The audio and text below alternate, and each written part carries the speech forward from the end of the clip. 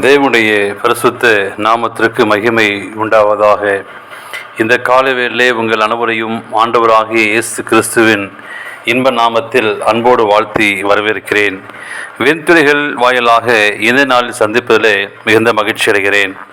இந்த நாளின் செய்தியின் தலைப்பானது இப்பொழுது காண்கின்றேன்.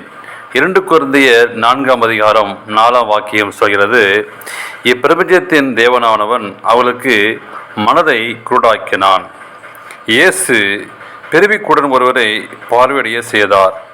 அப்பொழுது அவனை குடனாக கண்டித்த அநேகர் அவன் எப்படி பார்வையடைந்தான் என்று வினாவினார்கள். அவன் இயேசு எனப்பட்டவர் அவனை சுகமாக்கியதை விவரித்து சொன்னான்.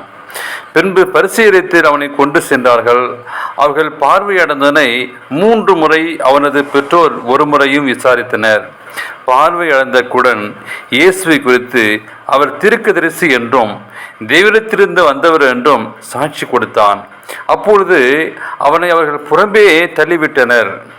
அதற்கு பின்பும் இயேசு அவனை மீண்டும் சந்திக்கிறார். அவரை தேவனுடைய குமாரன் என்று விசாரித்து பணிந்து கொண்டான்.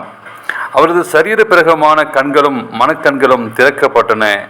பார்வையடைந்த குடன் பல முறை இயேசுவை குறித்து சொன்ன சாட்சிகள் நிமித்தம் ஒரு கூட இயேசுவை தேவகுமாரன் என்று கண்டதாக தெரியவில்லை. அதற்கு மாறாக சாட்சி சொன்னவனை புறம்பாக்கினார்கள். அவருடைய மனக்கண் குருடாக இருந்தது. எங்கள் சுவிசேஷம் மறைபொருளாக இருந்தால், கெட்டு பொருளாருக்கு அது மறைபொருளாய் இருந்தால், தேவனுடைய சாயலாக இருக்கிற கிறிஸ்துவின் மகிமையான சுவிசேஷத்தின் வழி அவிசுவாசியாக அவளுக்கு பிரகாசமாக இராதபடிக்கு இப்பிரபஞ்சத்தின் தேவனானவன் அவருடைய மனதை குருடாக்கிறான் என்று சொல்லி பவுல் கொரிந்தியரிலே எழுதுகிறார். என்ன ஒரு பரிதாபமான சூழ்நிலை!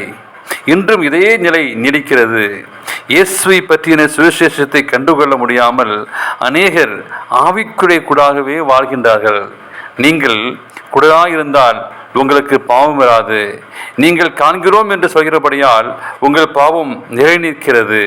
யோவான் 9:41 இயேசுவை கண்டுகொண்டோம், அவரை பின்பற்றுவோம் என்று சொல்லும் சில போதர்கள் விசுவாசிகள் கிறிஸ்துவையும் அவர் சத்தியத்தையும் ஏற்றுக்கொள்ளாமல் மாய்மான வாழ்க்கை வாழ்வர்களாக இருந்தால் இன்னும் பாவத்தில்தான் இருக்கிறார்கள் என்று குறிப்பிடுகிறார்.